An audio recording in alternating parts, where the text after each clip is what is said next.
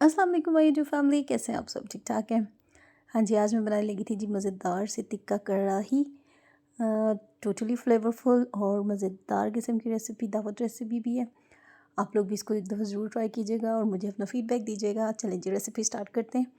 सबसे पहले जी मैंने प्याज लिए हैं एक, और इसको मैं ऑयल में फ्राई कर लूँगी। गोल्डन ब्राउन करना है इसको अच्छा सा, ठीक है जी। और चिकन को हमने मैरिनेट करना है।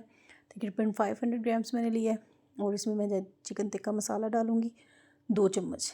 ज़्यादा मैं मसाले नहीं डालती। 2 चम्मच टिक्का मसाला डलेगा और साथ में दही डलेगा और इसको हम अच्छा सा मिक्स करेंगे। अच्छा सा इसको मैरिनेट होने का टाइम देंगे, ठीक है जी। साथ में मैंने ले लिया ग्रिल पैन, जिसके अंदर मैंने ऑयल और बटर को सौते करना है और इसके अंदर हम इस चिकन को ना अच्छा सा मार्क देने के लिए ना इधर फ्राई करेंगे, ठीक है जी। और दूसरी तरफ प्याज हमारे ब्राउन हो गए थे। इसके अंदर मैंने अदरक लहसुन का पेस्ट डाल दिया और चिकन को जो है ना, चिकन की बोटियों को उठा उठा के मैंने, दही अभी नहीं इतना सारा उसमें डालना है, जब तक इसके ऊपर मार्क नहीं आते हमने दही यूज़ नहीं करना, ठीक है।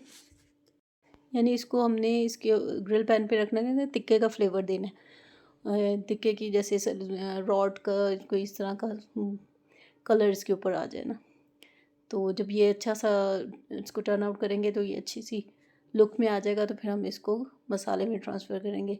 इंतहाई मज़ेदार रेसिपी है, आप लोग भी एक दफ़ा इसको ज़रूर ट्राई कीजिएगा, ठीक है जी। दूसरी तरफ मैंने प्याज जब ब्राउन हो गए तो उसमें मैंने नमक मिर्च अपने टेस्ट के अकॉर्डिंग डाल सकते हैं। मैंने इधर लाल मिर्च यूज़ नहीं की क्योंकि मैं ये बच्चों के हिसाब से भी बना रही थी और थोड़ा मुझे था कि मैं थोड़ी मिर्चें जो है ना वो कम रखूँगी क्योंकि मैंने तिक्का मसाला डाला था। मैंने इसमें सिर्फ हल्दी शामिल की है, वो भी हाफ़ टी स्पून, ठीक है जी। आप अपने टेस्ट के अकॉर्डिंग इसको ऊपर नीचे कर सकते हैं। तीसरी चीज़ जो मैंने इसमें डाली थी वो था जी सूखा धनिया का पाउडर, भुना कुटा सूखा धनिया का पाउडर। ये जो है ना इस रेसिपी की जान है, इसके साथ इसका जो अरोमा रिलीज़ होगा, वंडरफुल।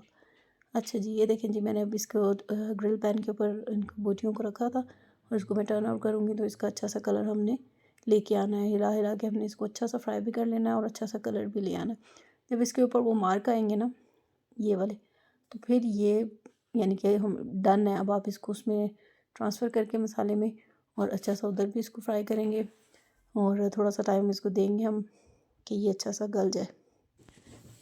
यहाँ तक भी बहुत अच्छी रेसिपी लग रही थी, तो पहले मेरा दिल किया कि ऐसे इसको सर्व कर दिया जाए। मैंने कहा फिर इसके लिए तो आपको राइस चाहिए साथ, ताकि इसका जो अच्छा सा फ्लेवर है ना वो राइस के साथ भी आएगा।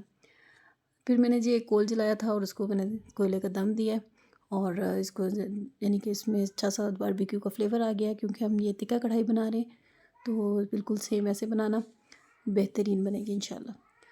फिर जी जो हमने प्याज ब्राउन करके रखे थे और अदरक लहसुन के पेस्ट के साथ, उसके अंदर मैंने टमाटर और हरी मिर्च शामिल कर दी और ये वाला चिकन शामिल कर दिया। चीज़ों की क्वांटिटी आपने याद रखनी है। मैंने 500 ग्राम्स में सिर्फ एक प्याज और एक ही टमाटर यूज़ किया है। हम लोग इतनी ज़्यादा ग्रेवी नहीं बना रहे, इसमें जो है ना अच्छा सा फ्लेवर रहना चाहिए तीखे का ना, तो हमने इसको अंदर इसी तरह की मेजरमेंट रखनी है। अगर आप लोग 1 किलो बनाएंगे तो फिर आप इसकी क्वांटिटी डबल कर लें। अगर ज़्यादा मसाला खाते हैं तो आप लोग टमाटर वगैरह ज़्यादा डाल दीजिएगा, ठीक है जी। जब सब चीज़ें गल जाएंगी ना, जब ऑयल सेपरेट होने लग जाएगा, तब आपने ना इसमें मिल्क पैक क्रीम के ना तकरीबन 3 चम्मच डालने हैं। आप इसकी जगह दही भी डाल सकते हैं, ऑप्शनल है। तो मेरे पास क्रीम अवेलेबल थी तो मैंने कहा इसमें क्रीम डाल ली जाए। क्रीम से ये होती है कि जो ग्रेवी है ना वो रिच हो जाती है, अच्छी यानी कि गाढ़ी भी हो जाती है और थोड़ा सा इसका जो कलर है ना वो नॉर्मल की तरफ जाएगा। ये देखेंगे एंड में आपने ना आधा लीमू स्प्रिंकल कर देना, लीमू का रस, ठीक है जी। फ्लेम बंद करके आपने ये काम करना है। अच्छा एक और बात, जब मैं ये बना रही थी ना, इतनी ख़तरनाक सी खुशबुएँ आ रही थी पूरे घर में और बच्चे मेरे से आके पूछ रहे थे, मम्मा आप क्या बना रही हैं, इतनी मज़े की खुशबू आ रही है, मम्मा टिक्का बन रहा है घर में। तो मैंने कहा हाँ टिक्का कढ़ाई बना रही हूँ ना। सबने इसको एंजॉय किया और सबको बहुत पसंद आई है। आप लोग भी इस रेसिपी को ज़रूर ट्राई कीजिएगा और मुझे अपना फीडबैक दीजिएगा। कुकिंग सदफ स्टाइल को ज़रूर सब्सक्राइब कीजिएगा। Thank you for watching. अल्लाह हाफिज़।